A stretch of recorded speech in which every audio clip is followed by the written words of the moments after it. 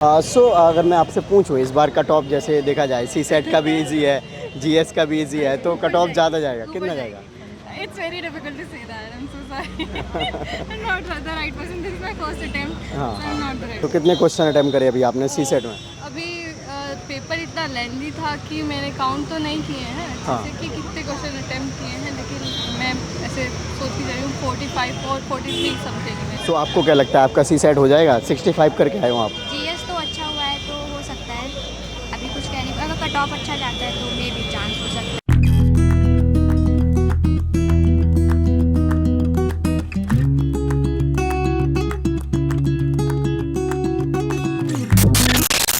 आपका नाम?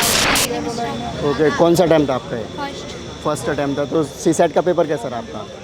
अच्छा नहीं हुआ, अच्छा नहीं हुआ? सभी लोग तो बोल रहे हैं काफ़ी इजी था, काफ़ी मॉडरेट था। हो सकता है सबके लिए। तो आपने कितने क्वेश्चन अटेम्प्ट करे हैं? 63 63। तो लास्ट टाइम जैसे सी सेट का पेपर टफ था, तो आप उसको लेकर तैयार नहीं थे क्या इस बार?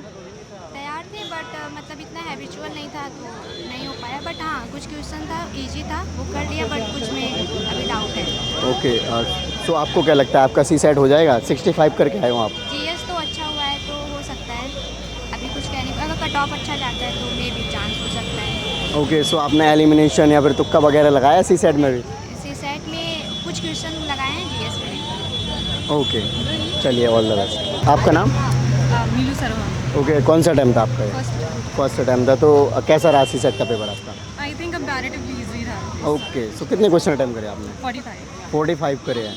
तो आपने तो एकदम कट ऑफ के नज़दीक वाले ही करे हैं कि थोड़े बहुत गलत होंगे तब। जी जी, तो आपने सारे एक्यूरेट करे हैं, आपको लगता है? I think so. I would hope so. Okay, so English का आपके अकॉर्डिंग लेवल कैसा था पेपर का? आई थिंक ईजियर था रीडिंग कॉम्प्रिहेंशन। हाँ। लास्ट ईयर भी इजी था और इस साल भी इजी था।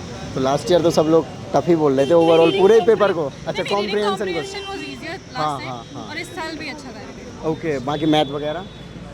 वो आई थिंक पर्सनल एक प्रेफरेंस होता है सबका। मेरा पर्सनल प्रेफरेंस मैथ्स की तरफ नहीं है, हाँ। तो I attempted what I could attempt. Okay, sure.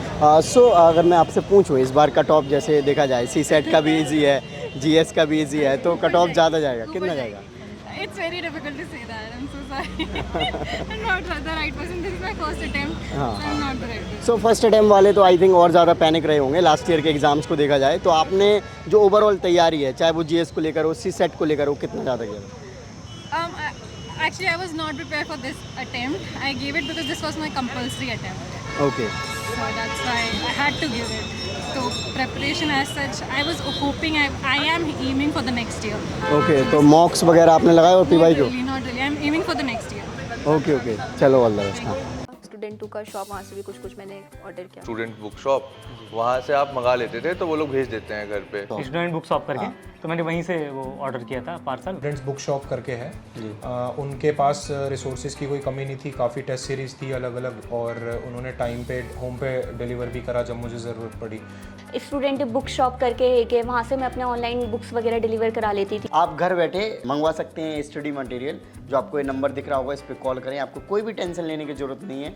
चाहे आपको नोट्स चाहिए हो, बुक्स चाहिए हो, टेस्ट सीरीज चाहिए हो, करंट अफेयर्स चाहिए हो, या फिर जो भी आपको बुक्स या फिर स्टडी मटेरियल रिलेटेड चीज़ें चाहिए, आप कॉल करें इनसे और डिटेल में डिस्कस करके मंगवाएं। कोई भी टेंशन लेने की ज़रूरत नहीं है। जब तक आपके घर तक पार्सल नहीं पहुंच जाता है, हमारी रिस्पॉन्सिबिलिटी है।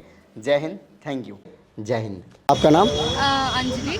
ओके, कौन सा अटैम्प्ट था आपका? मेरा फोर्थ अटेम्प्ट था। फोर्थ अटैम्प्ट था। तो कितने क्वेश्चन अटैम्प्ट करे अभी आपने सी सेट में? अभी पेपर इतना लेंदी था कि मैंने काउंट तो नहीं किए हैं हाँ। जैसे कि कितने क्वेश्चन अटेम्प्ट किए हैं, लेकिन मैं ऐसे सोचती जा रही हूँ 45 और 43 समथिंग में। तो आपके अकॉर्डिंग पेपर का लेवल कैसा था? पेपर का लेवल आप समझ सकते हो, यूपीएससी है तो पेपर का लेवल तो हमेशा ही हाई होगा। हाँ। और टाइम के साथ बढ़ रहा है। जैसे जैसे टाइम बढ़ रहा है वैसे वैसे लेवल भी बढ़ रहा है। आप ये नहीं सोच सकते कि हाँ नेक्स्ट टाइम इजी होगा या लास्ट टाइम इजी था या टफ था, तो आप प्रिडिक्शन नहीं लगा सकते। सो आपके अकॉर्डिंगली देखा जाए तो मॉडरेट ही है, बहुत ज़्यादा इजी भी नहीं है, टफ भी नहीं है इस बार। नहीं कह सकते हैं, हाँ टफ भी नहीं है, इजी भी नहीं है, लेकिन लेंदी पेपर है। आपको क्वेश्चन ढूंढने में टाइम लगेगा। अगर आपका सी सेट में रीजनिंग अच्छा है तो आपको रीजनिंग के क्वेश्चन ढूंढने पड़ेंगे, मैथ्स के क्वेश्चन ढूंढने पड़ेंगे। उस प्रोसेस को करने में आपको टाइम लगेगा, तो आपका टाइम जाएगा ही जाएगा। चलिए ऑल द बेस्ट। आपका नाम? मेरा नाम देवेंद्री है। ओके, कौन सा टाइम है आपका ये? मेरा सेकंड अटेम्प्ट। ओके, अभी पेपर कैसा रहा सीसेट का आपका? अच्छा रहा ओवरऑल। तो कितने क्वेश्चन अटेम्प्ट करके आए? 50 के करीब। 50 के। तो पेपर का लेवल कैसा था?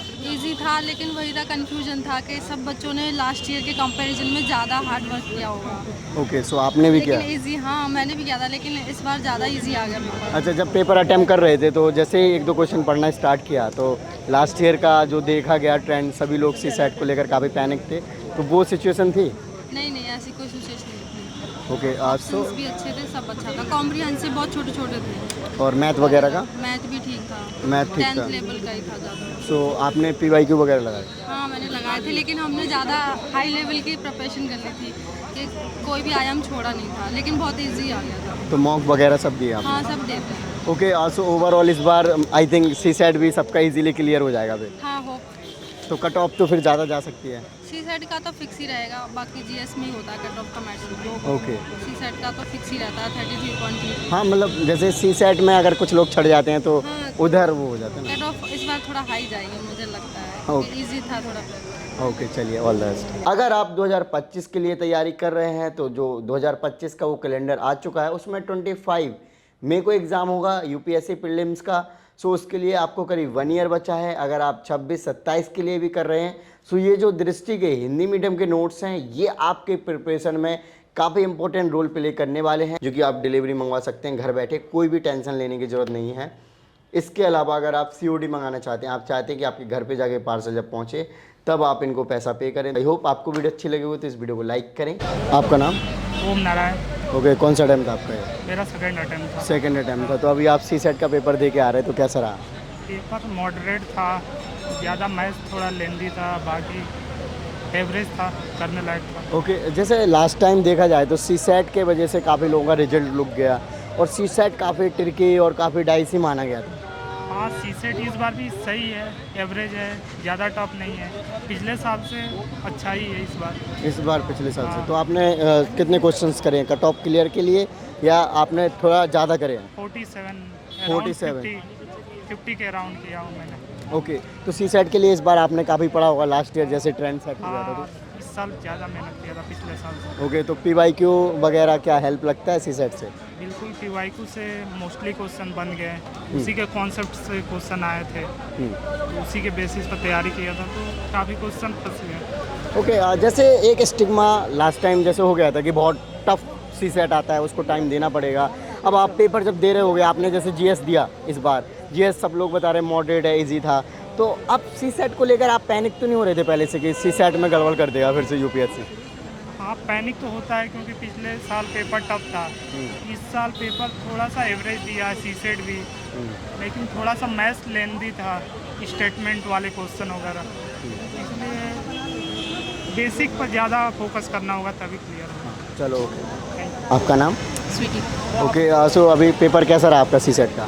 सर पेपर तो अच्छा आया था वैसे, अच्छा आया था। तो लास्ट ईयर आपने से काफ़ी अच्छा था। तो कितने क्वेश्चन अटेम्प्ट करे आपने? मैंने अटेम्प्ट किए 55। 55 करे हैं। इस बार ये है कि कट ऑफ के मतलब क्लियर करने लायक नहीं करना है, थोड़ा एडवांस करने हैं। एडवांस करने में, हाँ ओके, क्योंकि उस लाइक का पेपर था अच्छा, कि हाँ हम कर सकते थे, क्योंकि पैसेज जो है इस बार ज़्यादा आए थे Passage। अकॉर्डिंग टू मैथ्स के क्वेश्चंस के Okay। पैसेजेस ज़्यादा थे। तो मैथ में किस टाइप के क्वेश्चंस पूछेगा ज़्यादा?